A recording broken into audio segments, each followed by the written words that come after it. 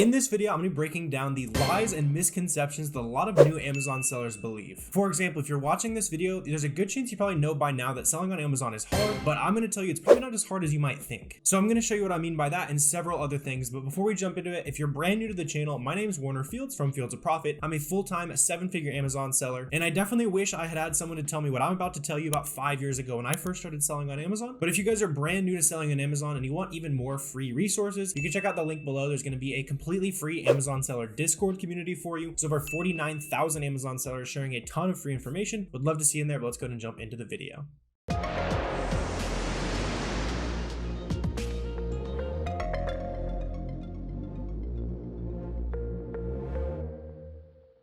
So that first misconception that I already talked about a little bit is the fact that selling on Amazon is not as hard as you might think. So I want to be very clear on this. Selling on Amazon is not easy. I don't want you to get a weird misconception on that end, but it's probably not as hard to find your first, 5th, 10th profitable product as you might think. When a lot of people jump into selling on Amazon, they make it way too complicated. They jump into private label where they're creating their own products and their own marketing and their own PPC. And a lot of times I get asked about all these different things like, do I need to run PPC or do I need to create my own listings, that kind of stuff. And a lot of times with the business model that I do, which is called online arbitrage, you don't have to do any of that stuff. And the reason for that is because with an arbitrage business model, all you're doing is buying name brand products that people already know and love. So instead of just talking about how it's easier to find products via arbitrage than the other business models, the much more complicated business models, let me just jump into the computer and show you how to do it. So here's an example of a product, the exact type of product that I would personally sell on my own Amazon store. So we've got this body wash over here on Amazon. You can see it's selling about 144 times a month on SellerAmp. And then we can see that it's also selling currently for about $29. And then when we go ahead and check out this website over here, I noticed that we can get this same exact item for $13, plus we can get a 20% coupon on top of that. So that's going to bring our cost price all the way down. We can just go ahead and plug that in there to $10.39. So that's going to leave us with a profit of $8.70 on every bottle. And another thing that I noticed on this item is when I go to 90-day average, sometimes I'll just try to click around and see how consistent that price is on a lot of these leads. So you can see even over the last 90 days, that's profitable. Even over the last 180 days, are we profitable? Yet we're still making money over the entire average of the last 6 months. So that tells me that this product is fairly stable. That's kind of one thing I'll check for on a lot of these items. So here's an example of a profitable item, and let's take it even a step further. So instead of,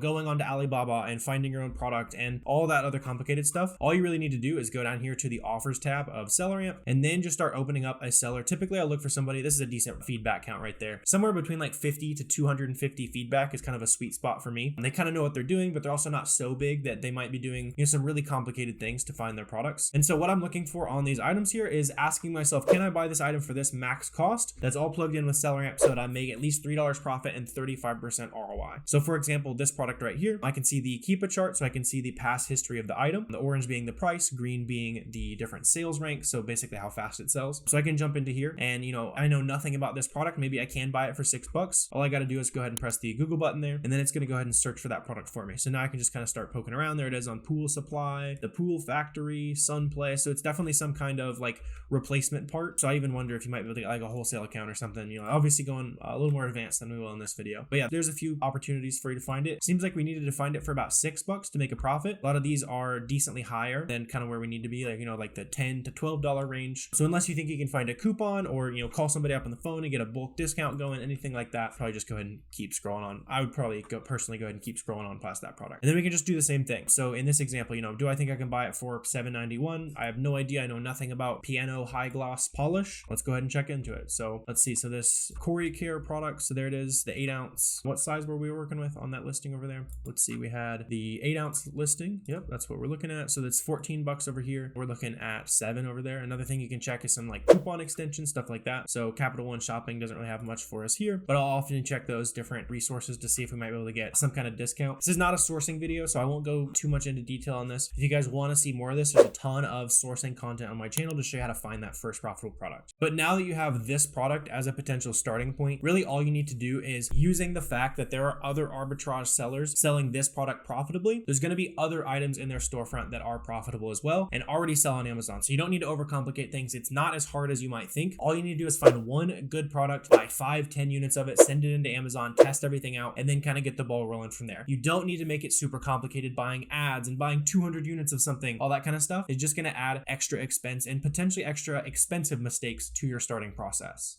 So the next big misconception that I want to go ahead and break down for you guys is that Amazon is passive. I hear that all over the place. It is such garbage. Even if you're in a business model where you're having to buy product less frequently, it's never, ever going to be passive. I want you to remember that. And that shouldn't be discouraging. It's okay that it's not passive. It's still a good business when it's not passive. You can outsource a lot of things, but it's never going to be 100% passive for you. So when I first started selling on Amazon, I was finding all my own products. I was sending all my own products into Amazon. I was repricing my products. I was monitoring account health, all that kind of stuff. It is going to take some time for you to make money on Amazon. That is just the simple reality of it. You can't start a business unless you got a ton of money and you can hire a bunch of people to do it all for you. And even then, it's probably not going to work. You're going to have to spend your own time growing your business. If you can't spend a decent amount of time growing your business, then don't start it, plain and simple. But the reason I mentioned those 4 things there is as you grow your business, you are able to develop the expertise to outsource different things. So for me, in my personal Amazon business, we do about $200,000 a month in sales, and I only have to work about an hour to an hour and a half every day because I have outsourced most of the Amazon business process, but I still have to oversee that and,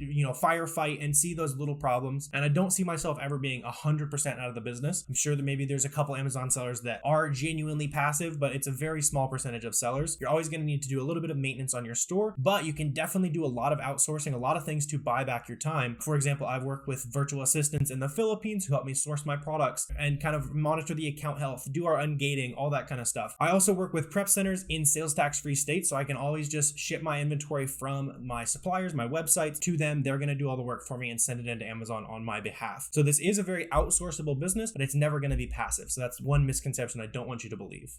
Another common beginner misconception I see a lot is that you have to send products into Amazon for them to start selling. That's actually not the case at all. And a lot of times it's going to be better to ship products directly from you to the customers, especially in the early stages. If you ever hear anyone talk about FBM or MFN, those are just basically abbreviations for doing merchant fulfillment where we ship directly to the customer. And I would highly recommend that as you guys are getting started on Amazon with that body wash, for example, if you want to kind of test the concept, instead of having to send it into Amazon, wait 2, 3, 4 weeks for it to check in, get to Amazon's warehouse, and then be eligible for prime shipping. That's how FBA works. You can list it merchant fulfilled that same exact day that you get the product in. And a lot of times you're able to sell it that same exact day. So as a beginner, not only are you able to test the concept faster, but you're also able to make your money move faster. And that's also a big advantage if you are low on capital, is you should be doing a ton of merchant fulfilling because you can get your money back almost twice as fast as with FBA, where you're shipping the products into Amazon's warehouses. So try out shipping some products directly to the customer. It's going to be a great way to test concept. You're going to learn mistakes way faster. You're going to be able to buy a few more products as well because it's going to just be able to expand the opportunity for you. You're going to be able to beat other people to the punch. And, if there's a really popular website sale and everyone else is using FBA where they have to send into Amazon and wait for that lag time, but you list FBM, you can maybe beat a big rush of people if you're worried about a sale being too popular. All that kind of stuff. Do not sleep on shipping items directly to customers as a new seller.